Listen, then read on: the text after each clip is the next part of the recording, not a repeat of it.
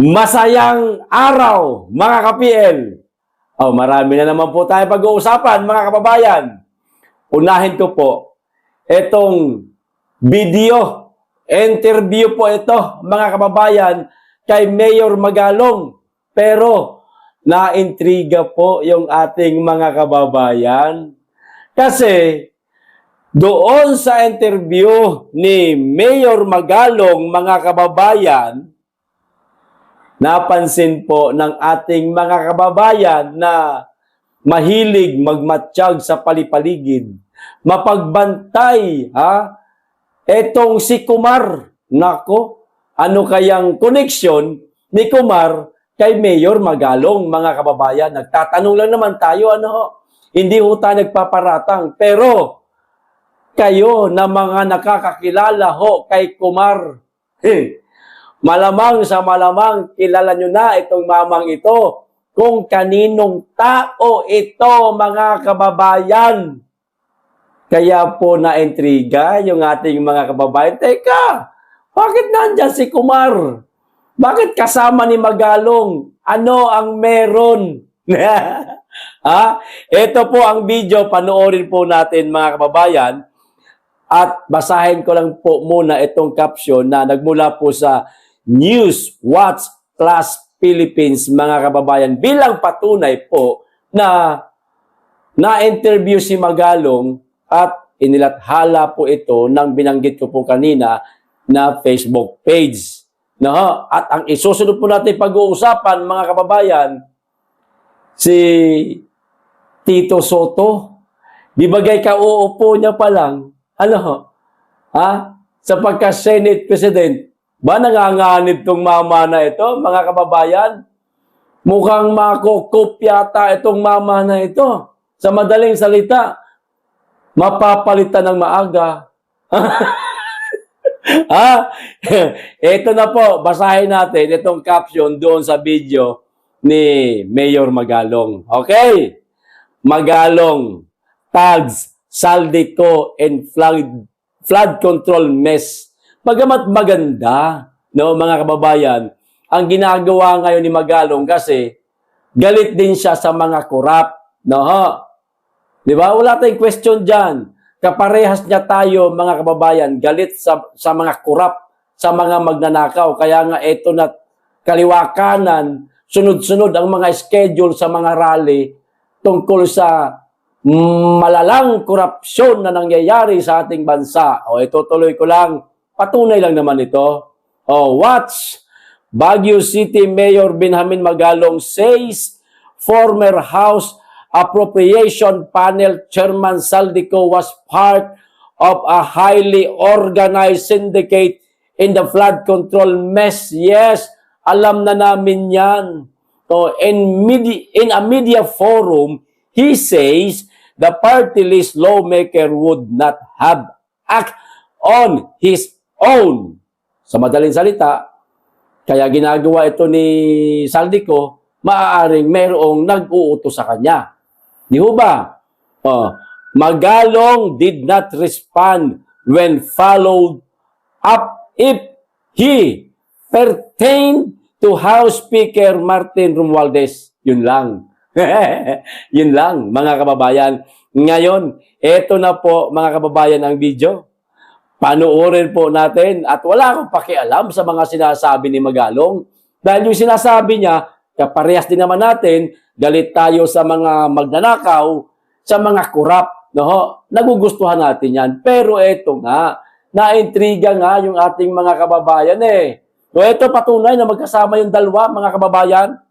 If it's a highly organized syndicate, Mayor, sino yung head ng syndicate? Correct. Pero definitely, You mentioned Saldico kanina. ayan. Isa sa mga kanya, isa sa mga figures. And may isa pang mas mataas sa kanya. Hindi naman gagalaw yung hindi naman gagalaw yung walang palit yung mas mataas na kanya. Tamang inference na po nila. Tamang inference na po nila na kung sino yung mas mataas sa kanya. May nagbigay ng basbas. Ayan, tinanong sa kanya, mga kababayan, meron pa bang mas mataas sa kanya? Sabi niya, hindi naman gagalaw yan. Kung walang nag-uutos, sir, bakit hindi niyo po padaplisan yung sinasabi ninyong maaaring ulo o nasa likod ni Saldico? Padaplisan po ninyo, sir. Ilabas niyo po yung tapang ninyo. Kami, makailang beses namin pinadaplisan yung mama na yun eh. Pinadaplisan, hindi lang daplis, talagang tinarget na namin sa ulo, no? Na walang iba kundi si Tamba. Maaaring siya, ang nasa likod ni Saldico. Maaari lang naman. Ngayon, nakita niyo yung video, mga kababayan, nasa likod po si Kumar. Ito, bandang kaliwa niya ho, mga kababayan. Di ba? Ito kasi ang nakakapagtaka dyan. No? Bakit nandyan si Kumar? Notadong bata ito ni mga kababayan. Alam nyo na ang ibig kong sabihin o kung sino man yun. Hindi ko na kailangan pang pangalanan pa, mga kababayan. Bata yan ni di umano. Ngayon, nakitang magkasama sila, mga kababayan. Ano kaya ang ibig sabihin nito? Pwede rin namang bumaliktad na siya. Si Kumar, kumalas na siya dun sa amo niya. Pwede namang ganun. Siguro, hindi niya na masikmura, mga kababayan, yung malagim na nakawan, korupsyon na nangyayari ngayon sa bansa. At kinakailangan niya ng kontrahin yung dati niyang amo. No? Kaya bumaliktad na. Naghahanap ngayon ng magiging kakampi. At ang nakita, si Magalong. Pwedeng ganun naman, mga kababayan, di ba? Pwede rin naman ganito. Meron silang hidden agenda. Drama-drama lang. Kunwari, galit ka sa korupsyon. Dumikit ka kay Magalong para makakuha ka ng maraming impormasyon. Para meron kang maibabato sa amin kung ano na ang mga planong gagawin nila. Maaring ganun. Pwede rin naman, mga kababayan. Mismong si Magalong at si Kumar ay makasabwat. Pwede rin yun. Pero hindi natin nililinaw na ganoon.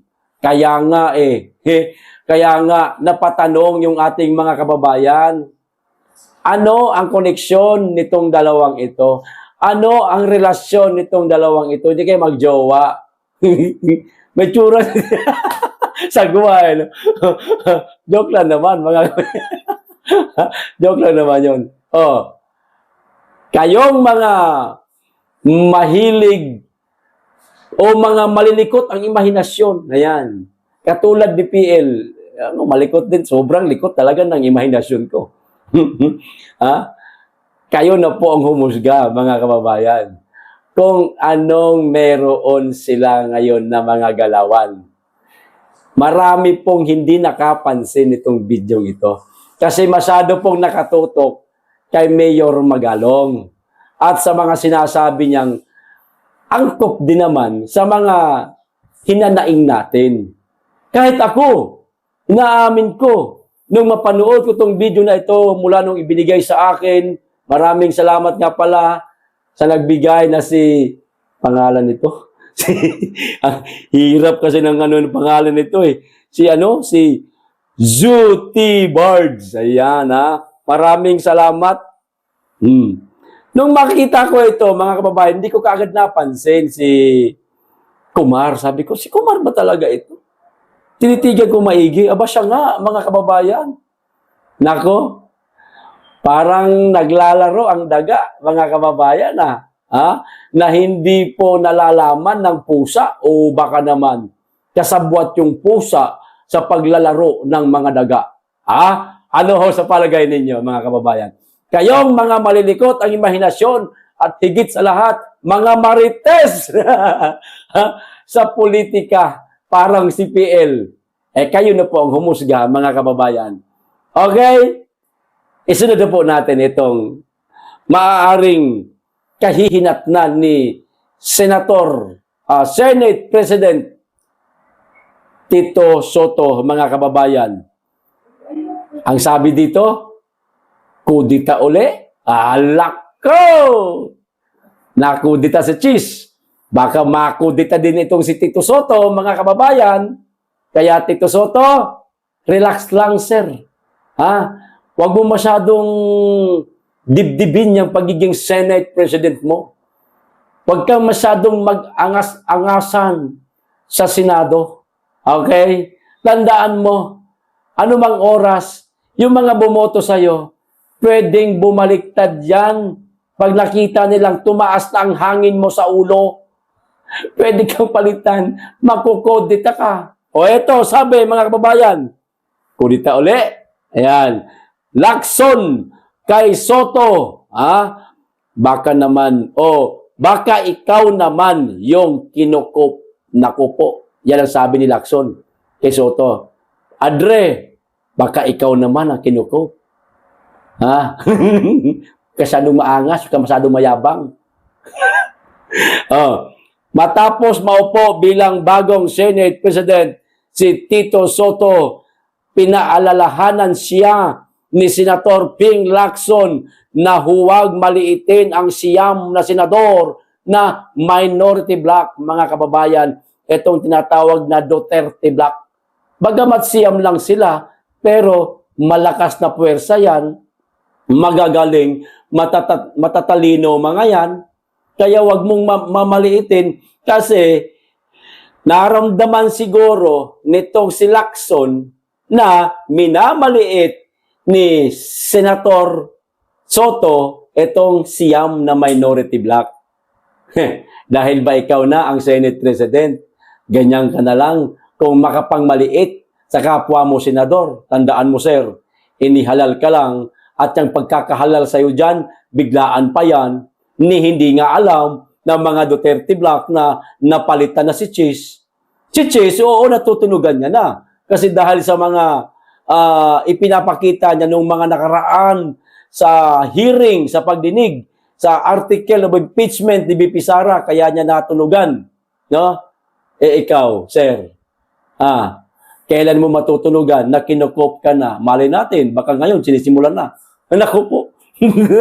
Ito pa, babala ni Lacson, posible siya rin ang maharap sa kaparehong kapalaran ng kanyang pinalitang si Senator Cheese Escudero. Huwag nating baliwalain kasi mga kapwa senador yan. Tratuhin natin sila. Ayan.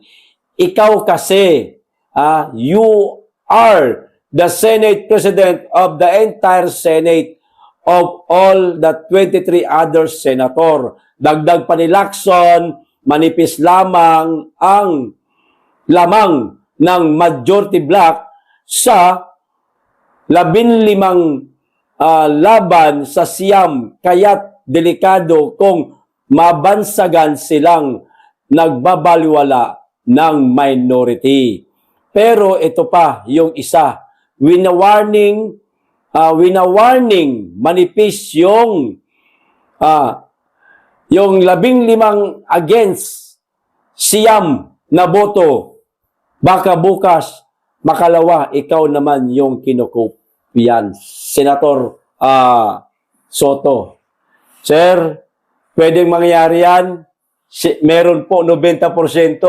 Merong tawag dito, pagkakataon na mangyayari yan sa'yo. Kaya dahan-dahan lang, sir. Huwag mo masyadong inaalipust at minamaliit yung siyam na minority bloc o itong Duterte bloc. Kasi baka nakakalimutan mo na ang Rodante Marcoleta dihamak na mas matalino sa'yo. Ikaw, tumanda ka na dyan sa Senado, ewan ko kung anong nagawa mo. Hindi ko alam. Hindi naman kasi ako nagsasaliksik sa mga naging trabaho mo sa Senado. Ano-ano palang mga batas na mga ginawa mo na pinapakinabangan ngayon ng ating mga kababayan. At doon na lang sa usaping abogado versus hindi. Ang layo ng diferensya, sir. Abogado, si Rodante Marcoleta, ikaw taga-school bukol. Doon na lang tayo eh. Ang layo ho ng diferensya ninyo eh. Kaya wag mo masyadong galingan, ika nga, ay hindi naman galingan. Galingan mo yung trabaho mo. Pag mo masyadong ipagmayabang yung position mo ngayon bilang Senate President. Dahil anumang oras, sir, pag nakita ng mga bumotod sa'yo na lumaki na ulo mo, yumabang ka na, masyado mong minaliit itong Duterte Black, baka mapendeho ka, sir. Mapalitan ka at maibalik kay Chis Escudero o di kaya sa iba pa na magiging Senate President. Nako, kasama ang palad baka kay Senator Marcoleta pa. Mag-iingat ka, sir. Mag-iingat ka. Meron kang kalalagyan pag sumobra ang hangin mo sa ulo. Hindi ko sinasabing yabang mo na ngayon, ano? Hindi ka naman naging mayabang. Pero, bakit nasabi ito ni Panfilo Lacson na huwag maliitin ang siyam na minority black? Baka napansin niyang yumayabang at minamaliit mo itong siyam, sir. Kailangan relax ka lang. Huwag ka masyadong magpadala sa bulong sa'yo. Maaari kasing may mga bumubulong sa'yo. Hindi namin kilala kung sino yung mga bumubulong sa'yo. Maaaring meron, sir. Maaaring meron yan. Kaya relax lang. Trabaho lang ng maayos. Pag masyadong mayabang, huwag masyadong magpa-iskol-bukol. Ayos, ito pa isa, mga kababayan. Nako, yung panawagan po ni Ka Eric kahapon, ay kanina, kung daw nagkakamali, kanina yata ito, o isang araw pa, na tawag nito, magkakaroon ng protesta o Black Friday protest, walk out, mga kababayan, and walk out ito, and walk out. No? Basta Black Friday protest, mga kababayan, sa araw ng bukas, sige yan eh.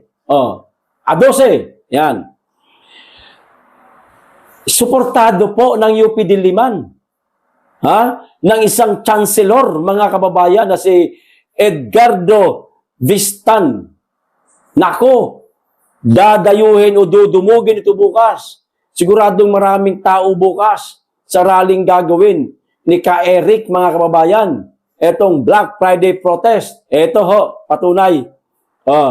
UP Diliman Chancellor Edgardo Vistan has favorably endorsed tomorrow Black Friday protest and walk out against corruption and budget cuts, the university's student council said. Ayan This comes after at least 3 deans.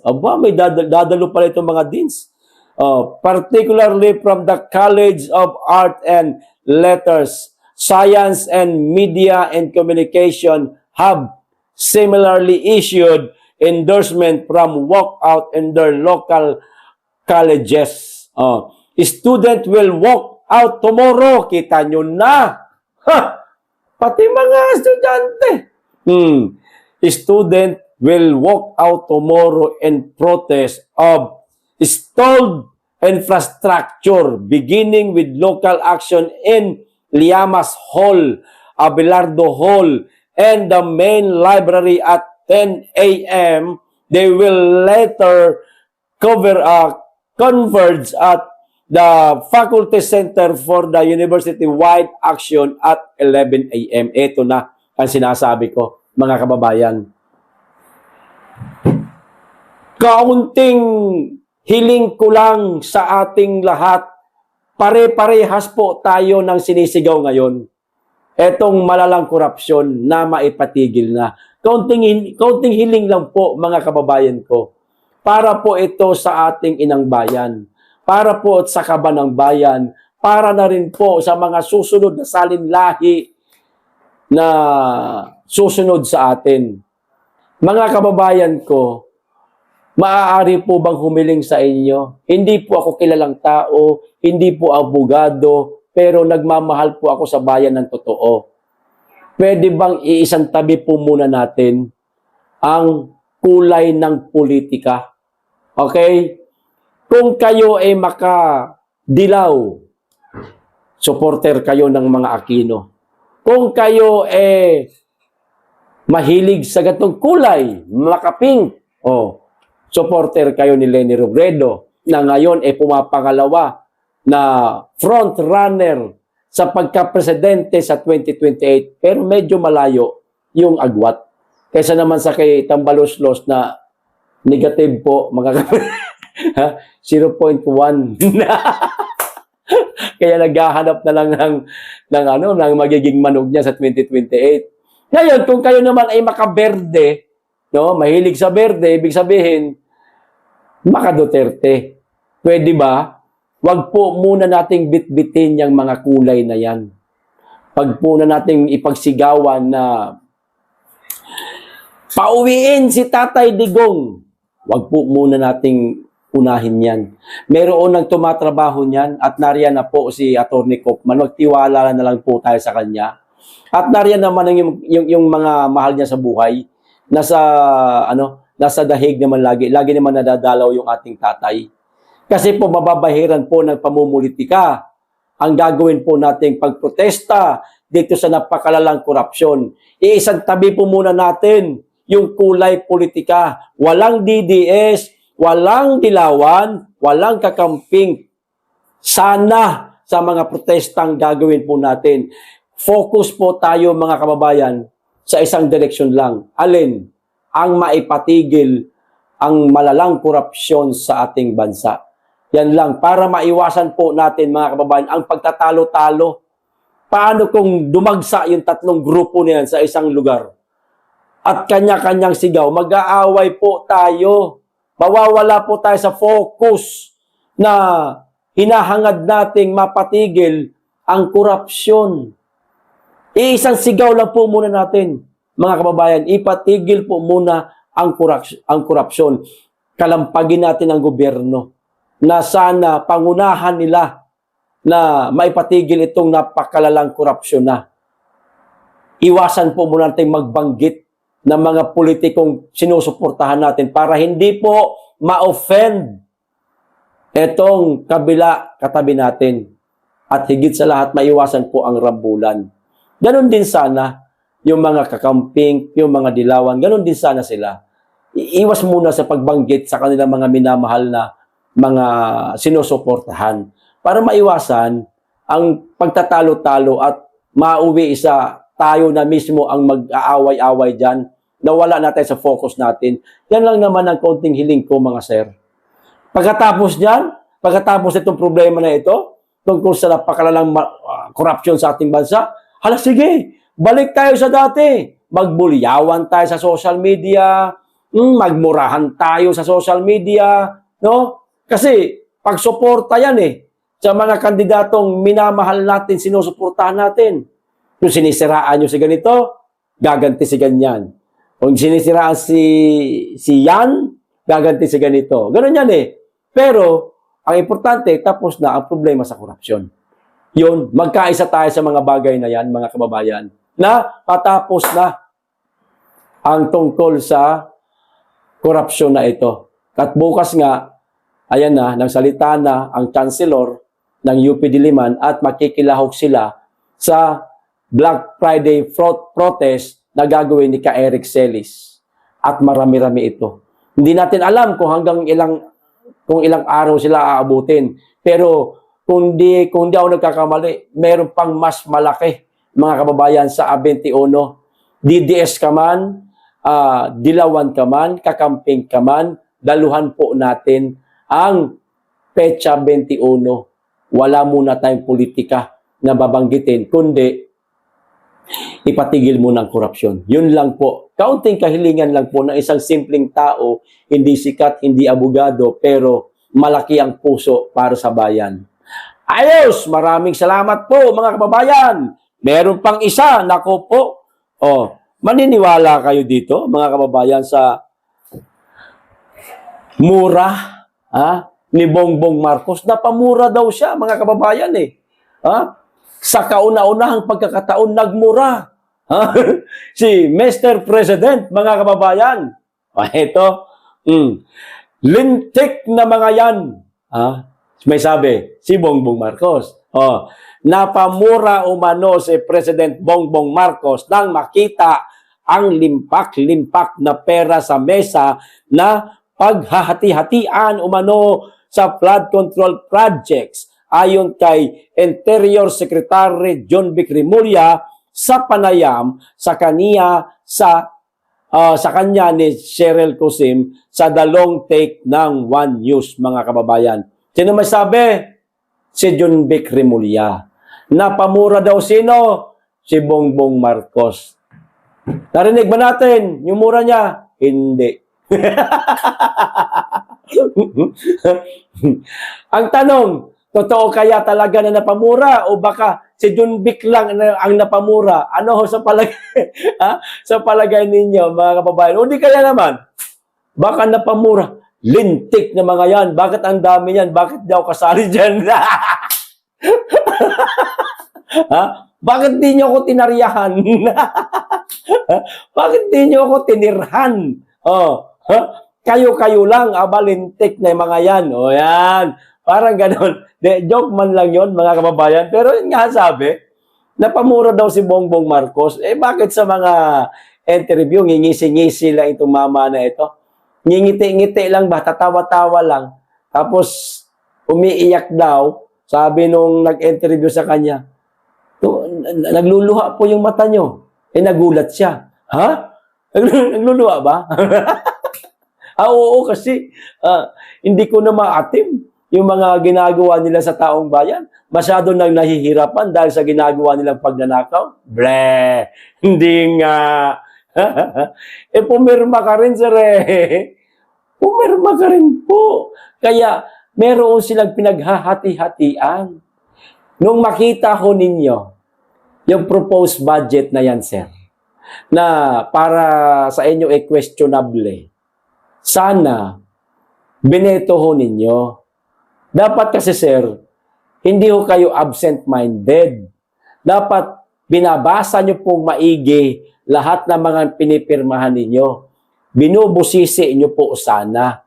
No, ngayon, kung tamad na ho kayo dahil busy kayo sa buhay, meron kayong ginagawa, patsal-patsal dito, patsal-patsal dire, ganon. O di kaya, baka antok na antok ka na, o di kaya naman baka di ka makaantok, di ka antok. Ganon. Sana meron po kayong bata-bata pa na taga-basa at taga-intindi. At higit sa lahat, taga-translate sa inyo nitong mga dokumentong pipirmahan ninyo. Huwag mo nang iasa kay Bersamin, matanda na rin yan matanda pa sa yan Kung ikaw antukin na rin yan Sana meron kang isang abogadong bata-bata pa na siyang magbubusisi lahat ng mga dokumentong dadaan sa iyo bago mo pirmahan. Ngayon, kung questionable, hindi ka kontento, ibeto mo. Eto, hindi mo na ibeto. Pinirmahan mo. Ano nangyari? Limpak-limpak sa salapi, nasa lamesa. No? At may pinaghahati-hatian sila. Kasi pinirmahan mo. Yan.